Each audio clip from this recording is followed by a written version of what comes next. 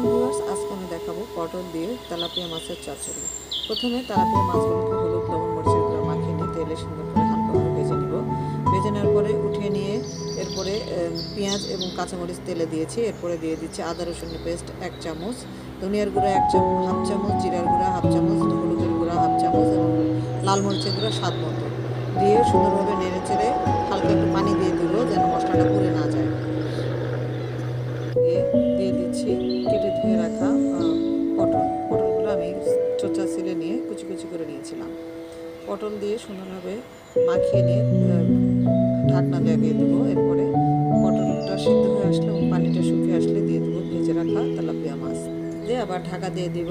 Wait করব ভালোভাবে পানিটা শুকিয়ে আসলে এবং একেবারে গা লাগা লাগা হয়ে গেলে তখন আমরা নামিয়ে ফেলবো। তৈরি হয়ে গেল মজাদার স্বাদের পটল দিয়ে তেলাপিয়া মাছের চচ্চড়ি। খুবই অসাধারণ লাগে এভাবে খেতে। আশা করি আপনারা অবশ্যই